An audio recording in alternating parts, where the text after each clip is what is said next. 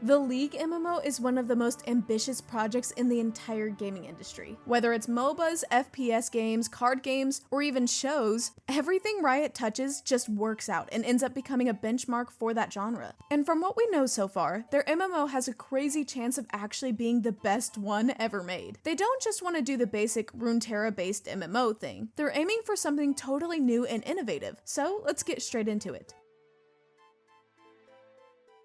Even after a promising start, the project ended up running into some serious turbulence. Some time ago, Ghostcrawler decided to leave Riot Games because of internal disagreements. It wasn't a dramatic or hostile split, but he just wasn't happy with the work environment anymore. On top of that, he needed to move to another state to be closer to his family, probably because of some personal or health-related issues involving close relatives, maybe even the passing or an illness of his parents. To make that happen, he would have had to work remotely, but Riot didn't allow it. After his departure, the company made a pretty radical decision. They completely shut down the MMO project. After more than 5 years of development, everything that had been built basically was thrown out. Riot canceled the game and started what they called a creative reset. In March 2024, Mark Merrill explained that the project just wasn't heading in a direction they were satisfied with, and that starting development from scratch was a tough but necessary choice. According to him, the game didn't stand out enough from the other titles on the market. It was basically turning into a generic variation set in Runeterra. Merrill emphasized that the studio didn't want to release just more of the same. They wanted to make something that truly stood out. So yeah, development started all over again, which isn't necessarily a bad thing. It sucks, of course, because if it took them 5 years to get that far, it probably means that it'll take at least another 5 years to rebuild everything from the ground up. Pretty rough. But at the same time, that also suggests that this new version of the game is gonna be insane in a lot of ways. For me, the 3 core pillars of an MMO are combat,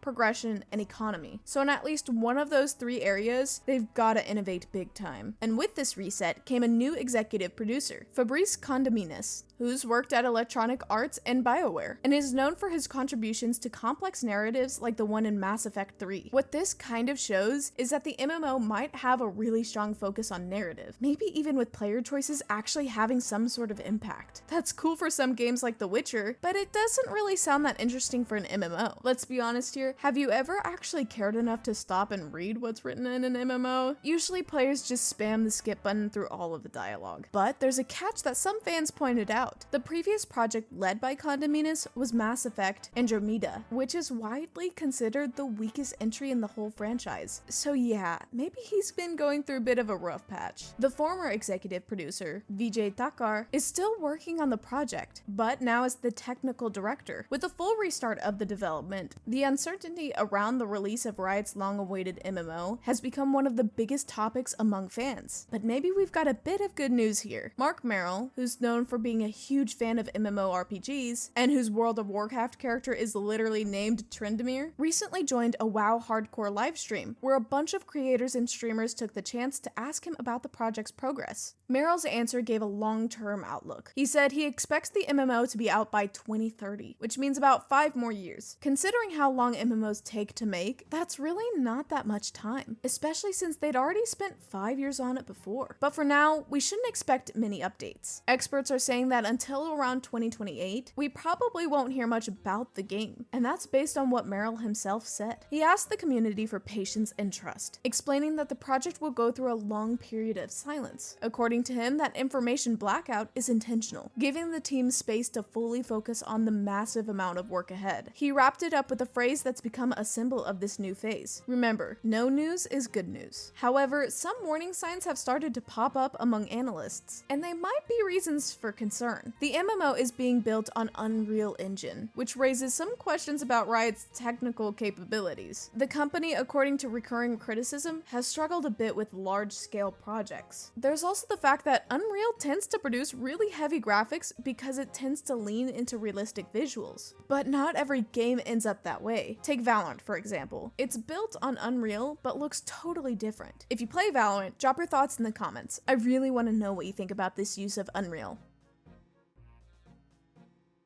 We've now reached what's possibly the most important part of any MMO. Combat is one of the main pillars of the genre, and Riot has already confirmed that the combat system will be hybrid and in third person. It's not going to be full action, but it's not tab target either. You know the games where you select a target and your camera automatically locks onto it, then you press tab and it switches to the next one? Yeah, it's not like that. This kind of hybrid combat style is probably inspired by games like Guild Wars 2. In systems like that, you can still select targets with tab targeting for consistency, but hit detection is based purely on action. That means spells and damage abilities can actually be dodged by moving or rolling, even if your character has the enemy locked on. This balance is super important for Riot, because every game they make leans into that competitive, mechanically demanding style. If you compare it to Dota, League might be less complex in terms of map strategy, but you need to seriously master your mechanics and reaction time, no matter what people say. You just pick Yuumi and sit inside someone, haha, or you play Pantheon and your W is targeted. Yeah, okay man, but compared to most MOBAs, League is actually really hard.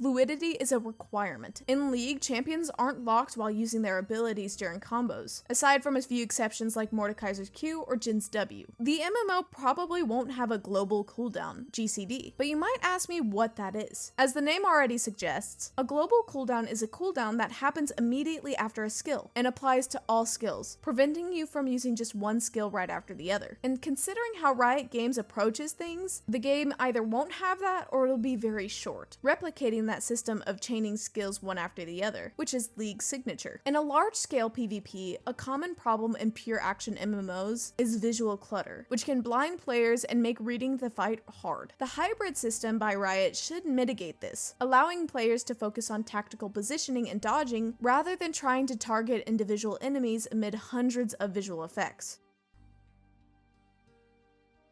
We hate the grind. The design philosophy of former director Greg Street, Ghostcrawler, still echoes as a cultural marker for the project. Riot doesn't want its MMO to be the only game you'll play. Implementing that philosophy means Riot has to be careful in other areas. If you're going to drop a new item that's simply better than the old one, then why would you keep playing the game? In an MMO, that usually means the economy or housing. You build stuff, you PvP. Since if the guy has no reason to keep grinding new items or something like that, he'll have little choice. Are we going to have PvP? Probably there will be an open world PvP based on different factions and locations of the world of Runeterra, creating a scenario like World of Warcraft and New World. That way, once you pick where you're going to spawn in the world, you automatically become an enemy of other regions and players from other regions. On top of that, possibly some of the big lores will be explored, like the Freljordian War, the ongoing conflict between Ashe, Avarosans, Sejuani, Winterclaws, and Lysandra Frostguard, where you have to choose to be part of one of those 3 tribes and you turn against the other 2 you didn't pick. Then you get that whole open world territory control vibe. Or a mega event involving the invasion of Noxus in Ionia. That's got huge potential to be legendary. Riot has gold in its hands. Few works have as much content to explore as League does. And while you're down there, don't forget to subscribe, drop a like on the video, and maybe consider becoming a member to get access to a bunch of cool perks. And check out our store. There's a lot of really cool designs available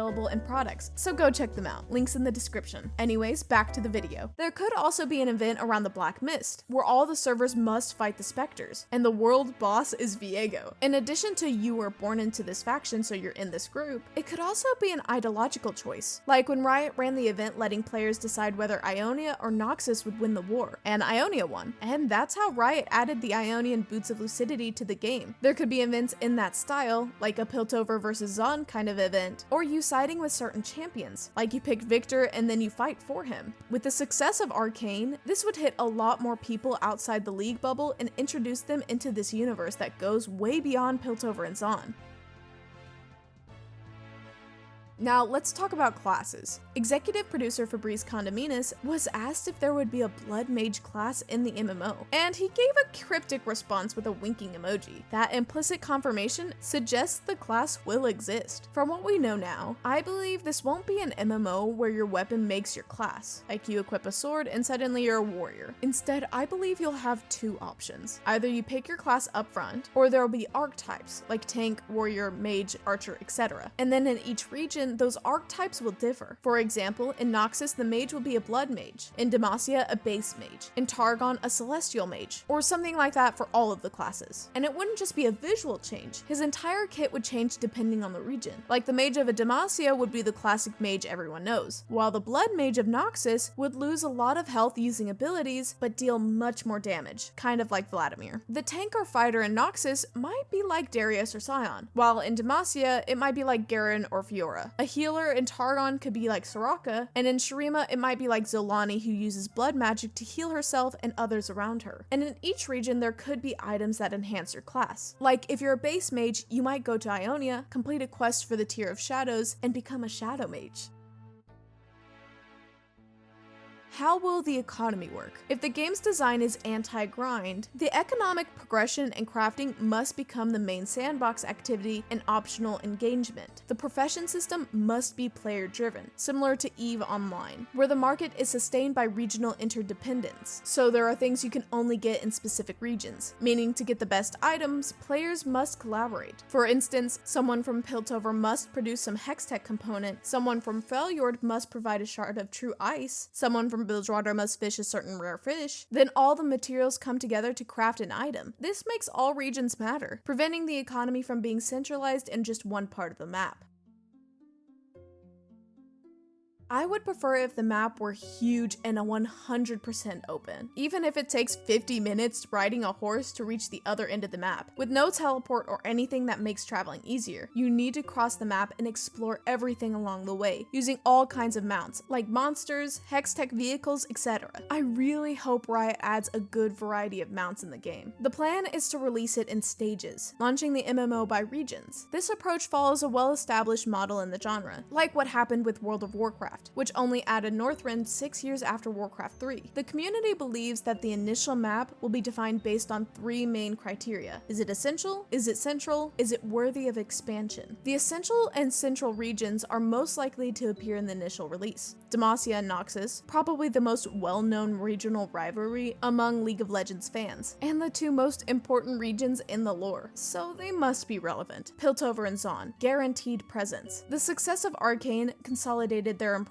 in the League of Legends universe. Shurima, besides being the largest region and located in the center of the map, it has an enormous story that can be explored. Gods, Darken, the Void, and so on. Bilgewater. Even though it's not a very central region, it could still be very popular due to its pirate and sea theme, and could later expand with content involving the Buru people, the Shadow Isles, etc. The regions reserved for future expansions are those less central geographically, but rich enough to sustain large thematic content on their own, like Freljord, Ionia, Targon, Zaun separated from Piltover, Icathia, involving the Void as a separate dimension, and Bandle City, which could also have a separate dimension that you can travel to. And even if these regions are released later, Riot could include fragments of them so the player can still choose their class. For example, you could choose to be from Freljord, but start in another region, not necessarily having to be in Freljord itself.